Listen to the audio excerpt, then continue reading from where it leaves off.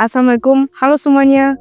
Pada video kali ini, saya akan menjelaskan tentang tujuan pembelajaran. Nah, video kali ini dibuat untuk proses seleksi tahap kedua dari program magang berdampak dari PT Sebangku Jaya Abadi. Oke, kita langsung ke inti videonya yuk. Nah, ada pepatah yang mengatakan tak kenal maka tak sayang. Jadi, mari aku berkenalan dengan kalian semua. Jadi, namaku Putri Tranalikia. Aku biasa dipanggil Alfi. Aku berasal dari Kota Makassar, Sulawesi Selatan. Dari Universitas Negeri Makassar, program studi teknologi pendidikan, dan saat ini aku adalah mahasiswa semester 7. Oke, tujuan pembelajaran.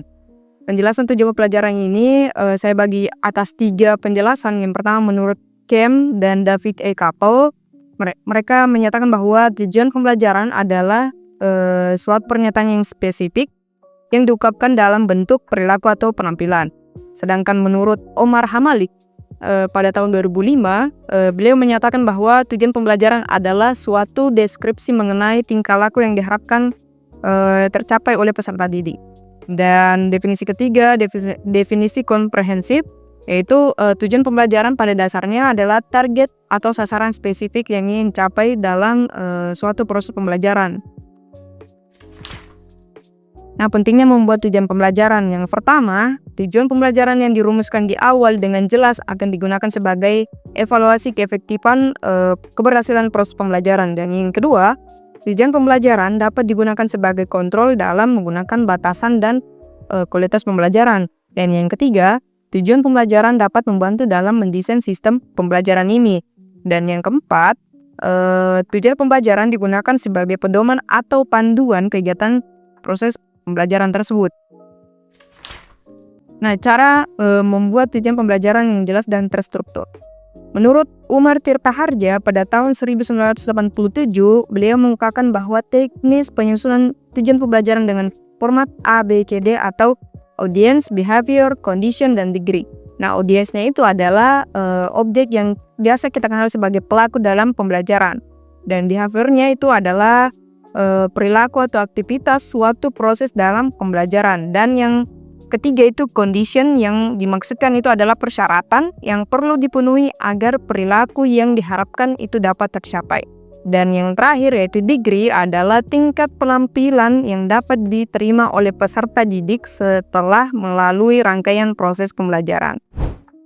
Nah, ini adalah contoh rumusan tujuan pembelajaran yang menggunakan format ABCD. Contohnya itu peserta didik dapat menuliskan pengertian belajar menurut Slavin dengan benar.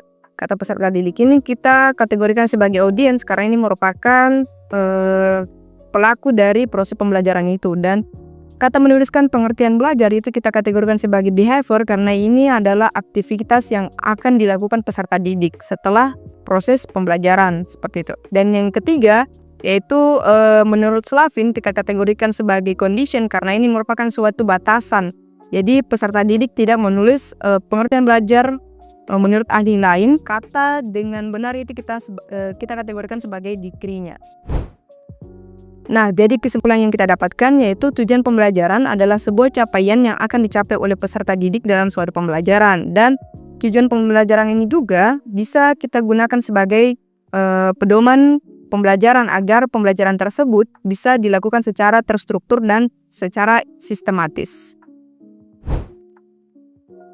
Baik, itulah tadi penjelasan singkat dari saya tentang tujuan pembelajaran. Saya ucapkan terima kasih atas kesempatan yang telah diberikan kepada saya untuk ikut dalam seleksi tahap 2 dari program magang berdampak yang dilakukan oleh PT Sebangku Jaya Abadi. Saya ucapkan banyak terima kasih.